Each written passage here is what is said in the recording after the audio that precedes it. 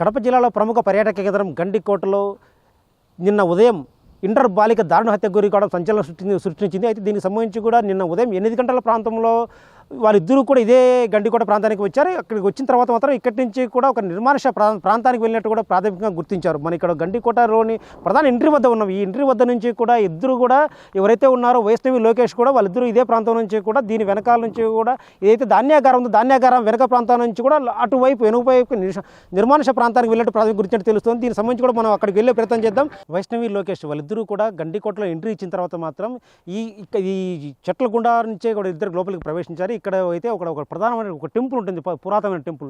ఆ temple back side ఇక్కడ ఎవరు కూడా ప్రవేశించే అవకాశం ఉండదు కాబట్టి వారిద్దరూ కూడా ఇక్కడి నుంచి కూడా ఇదే ప్రాంతం నుంచి కూడా లోపలికి ప్రవేశించడం ప్రాథమికంగా గుర్తించారు పోలీసులు. ఇక్కడి నుంచి కూడా ఈ రాళ్ల గుండా నుంచే వీళ్ళిద్దరూ కూడా అటు పైకి వెళ్ళారు. ఆ పైకి వెళ్ళిన తర్వాత మాత్రం అక్కడ ఎవరికి ఇక్కడ ఎవరైతే పర్యాటకులు వస్తుంటారో పర్యాటకులకు కూడా ఎవరికి కనిపించే పరిస్థితి కూడా ఉండదు. ఎందుకంటే ఇది ఒక నిర్మానుష్య ప్రాంతం.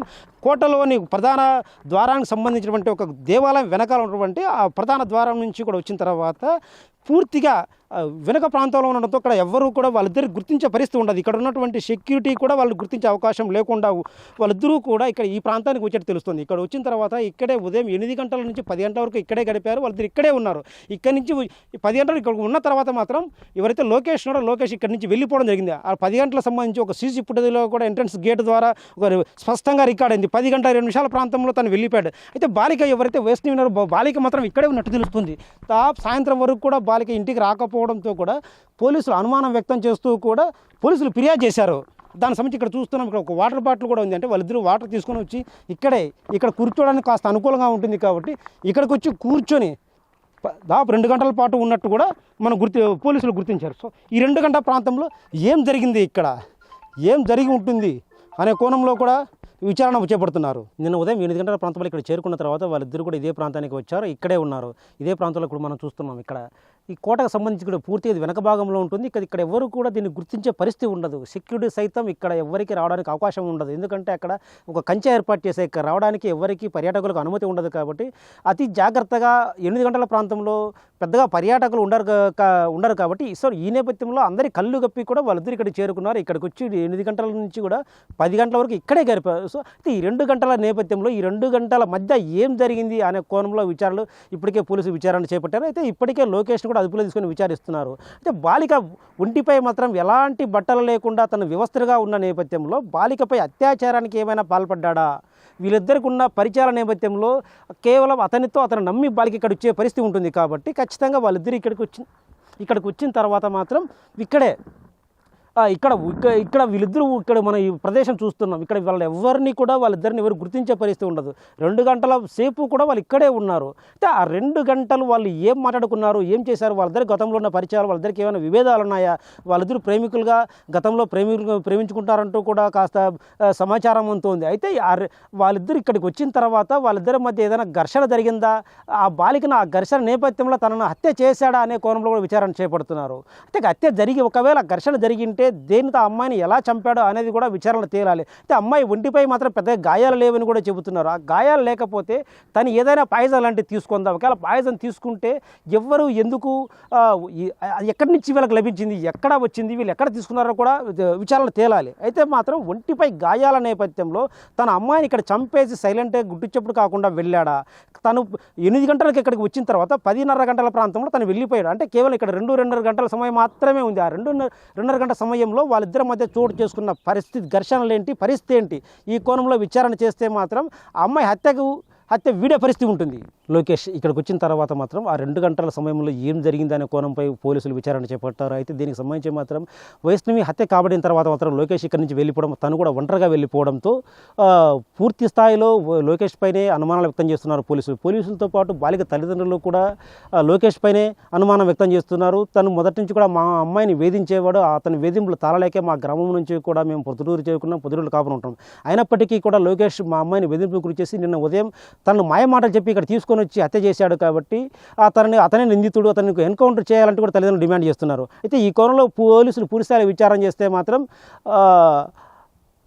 వైష్ణవి హత్య మిస్టరీ వీడే అవకాశం ఉంటుంది.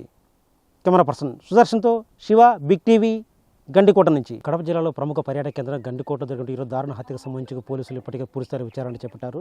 జిల్లా ఎస్పీ విజయ్ అశోక్ కుమార్ సైతం ఘటనా స్థలాన్ని చేరుకుని వీటి స్థాయిలో పూర్తి స్థాయిలో విచారణ చేపట్టారు. అసలు ఘటన జరిగిన కారణాలు ఏంటి అంశంపై మన జిల్లా ఎస్పీకి ప్రయత్నం చేద్దాం. సార్ చెప్పండి, ఈరోజు ఒక ఇంటర్ విద్యార్థిని ఇక్కడ ఒక ప్రదేశంలో పర్యాటక ప్రాంతంలో దారుణ హత్యకు గురైంది. హత్య గల కారణాలు ఏంటి? నిన్న పొద్దుటూరులో ఒక అమ్మాయి మిస్ అయిందనేటటువంటి కంప్లైంట్ మీద ఒక కేసు రిజిస్టర్ చేయడం జరిగింది. దాంట్లో భాగంగా ఎంక్వైరీని ఇన్వెస్టిగేషన్ స్టార్ట్ చేయడం జరిగింది. దాంట్లో భాగంగా ఈరోజు పొద్దున గండికోట పర్యాటక ప్రదేశానికి రంగనాయకుల స్వామి టెంపుల్ వెనక భాగంలో ఉన్నటువంటి ప్రదేశంలో అమ్మాయి యొక్క మృతదేహం మనకు లభ్యమైంది. దాన్ని బేస్ చేసుకుని ఫోరెన్సిక్ టీమ్ని, క్లూస్ టీమ్ని, డాగ్ స్క్వాడ్ని పిలిపించడం జరిగింది. చుట్టుపక్కల పరిసరాలని కూడా మనం గమనించడం జరిగింది. దాంట్లో ఇప్పటివరకు లభించినటువంటి ఆధారాలని బేస్ చేసుకొని ఫోరెన్సిక్, అదేవిధంగా మెడికల్ డాక్టర్స్ యొక్క ఒపీనియన్ బేస్ చేసుకొని ప్రాథమికంగా ఈ మర్డర్కి లేదా మర్డర్ జరిగిందా, లేకపోతే వేరే ప్రమాదవశాత్తు జరిగిందా, లేకపోతే రేప్ జరిగిందా లేదా అనేటటువంటి విషయాల మీద కూలంకషంగా మేము దర్యాప్తుని ముమ్మరం చేస్తున్నాం. ఇప్పటివరకు దొరికినటువంటి ఆధారాల బేస్ చేసుకొని చూస్తే రేప్ జరిగినటువంటి ఆనవాళ్ళు కనిపించడం లేదు. డాక్టర్ గారి యొక్క ప్రాథమిక అంచనా ప్రకారం పోస్టుమార్టం జరుగుతుంది. పోస్టుమార్టం జరిగిన తర్వాత దీనికి సంబంధించినటువంటి పూర్తి వివరాలని మీడియాకు తెలియజేయడం జరుగుతుంది. అంటే అమ్మాయి యువతికి బాలిక కూడా ఈ లొకేషన్ యువకుడితో పాటు ఇక్కడ ప్రాథమికంగా ఇక్కడికి వచ్చారు. సో అక్కడ అమ్మాయి శవం కూడా న్యూడ్గా కనిపించింది. అంటే ఇక్కడ అత్యాచారం జరగలేదని కూడా అంటే వాళ్ళు ఆరోపిస్తున్నారు, తల్లిదండ్రులు ఆరోపిస్తున్నారు, తన హత్య చేశాడని కూడా ఆరోపిస్తున్నారు. అంటే దీంట్లో నిజమేంత?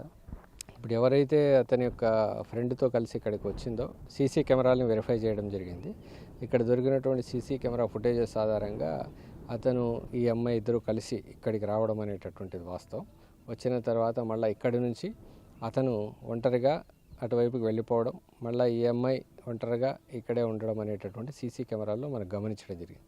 ఆ తర్వాత ఏం జరిగింది ఏంటి అనేటటువంటి విషయాల్ని మనం పరిశీలిస్తూ ఉన్నాం. ప్రాథమికంగా ఎవరైతే ఇన్వెస్టిగేషన్లో వచ్చినటువంటి సస్పెక్ట్స్ని ఎంక్వైరీ చేయడం జరుగుతుంది. దాని తర్వాత పూర్తి వివరాలను తెలియజేస్తారు. నిన్న ఉదయం మీరు ఘటన జరిగింది అంటున్నారు, నిన్న ఉదయం బయటకు వచ్చారు. అంటే ఏ సమయంలో ఘటన జరిగింది? బాడీ మాత్రం ఈరోజు ఐడెంటిఫై చేశారు. అయితే నిన్న ఉదయం జరిగిన ఘటనలో ఏ సమయానికి హత్య జరిగి ఉండొచ్చు మీ పంచనామా ప్రకారం? సీసీ కెమెరాల్లో లభ్యమైనటువంటి ఆధారాలను బేస్ చేసుకుని దాదాపు 11, 12 ఆ టైం వరకు ఈ అమ్మాయి బతికే ఉంది. 12 గంటల వరకు సీసీటీవీ ఫుటేజెస్ కావచ్చు, లేకపోతే ఇక్కడ ప్రత్యక్ష సాక్షులు ఎవరైతే అమ్మాయిని చూశారో వాళ్ళ సమాచారాన్ని బేస్ చేసుకొని కూడా 12 గంటల సమయంలో కూడా ఆమె యొక్క ఆనవాళ్ళు ఇక్కడ మనకు లభ్యమయ్యాయి తిరుగుతున్నట్లు. 12 నుంచి 4, 5 మధ్యలో ఈ యొక్క సంఘటన జరిగి ఉండొచ్చు. అటువైపు వెనక ప్రాంతానికి ఎందుకు వచ్చింది, ఇంకా సంఘటన ఎలా జరిగింది, ఆ మృతి గల కారణాలు ఏంటి అనేటటువంటిది ఫోరెన్సిక్ నిపుణులు, అదేవిధంగా వైద్య నిపుణుల యొక్క ఆధ్వర్యంలో ఇన్వెస్టిగేషన్ చేస్తాం. అంటే ఆ యువకుడు 10-20 ప్రాంతాల్లో బయటకు తెలుస్తుంది. ఘటన దాదాపు 12 గంటలు జరిగినట్టు మీరు ప్రాథమిక ఆధారాల ప్రకారం చెప్తున్నారు. అంటే దీనిపై మరొకరు హస్తం ఏమైనా ఉందా? మరొకరు నుంచి ఇక్కడికి వచ్చి ఘటన హత్యకు పాల్పడి ఉండొచ్చా? వెరిఫై చేస్తా ఉన్నాం. ఇంకా ఇతర సస్పెక్ట్స్ ఎవరున్నారు, ఏమైనా ఉన్నారా లేదా, ఇతనికి సంబంధం ఉందా లేదా అనేటటువంటిది కోణంలో ఎంక్వైరీ చేస్తున్నాం. ఇప్పటివరకు జరిగినటువంటి ప్రాథమిక అంచనా ప్రకారం రేపు జరిగినటువంటి ఆనవాళ్ళు చాలా తక్కువగా ఉన్నట్టు మనకు తెలుస్తుంది. ఇంకా ఫర్దర్ ఏమైనా విషయాలు ఉంటే మీడియాకు సత్వరంగా తెలియజేయడం జరుగుతుంది. Thank you sir. ఎవరైతే ఇంటర్ బాలిక హత్య గురైన దీనితో ఎస్పీ మాత్రం సంచలన విషయాలు చెబుతున్నారు. నిన్న ఉదయం ఇంటి నుంచి వచ్చిన బాలిక ఇక్కడికి ఉదయం 10 గంటలకు చేరుకున్నారు. అయితే 10:30కు ఎవరైతే అనుమానాస్పద వ్యక్తి యువకుడు లోకేష్ ఉన్నాడో 10 గంటల 20 నిమిషాలు ఇక్కడి నుంచి వెళ్ళిపోవడం జరిగింది. బట్ హత్య మాత్రం 12 గంటల జరిగిన ప్రాంతంలో జరిగినట్లు కూడా జిల్లా ఎస్పీ చెబుతున్నారు. అంటే దీని వెనక మరొకరు హస్తం ఎవరంతా ఇంకా ఎవరైనా చేశారా ఏంటి ఆ అంశాలపై లోతుగా విచారణ చేపడుతున్నాం. తదనంతరం కూడా పూర్తి విషయాలు వెలుగునిచ్చే అవకాశం ఉంటుందని చెప్తున్నారు. కెమెరా పర్సన్ సుదర్శన్తో శివ, బిగ్ టీవీ, గండికోట నుంచి.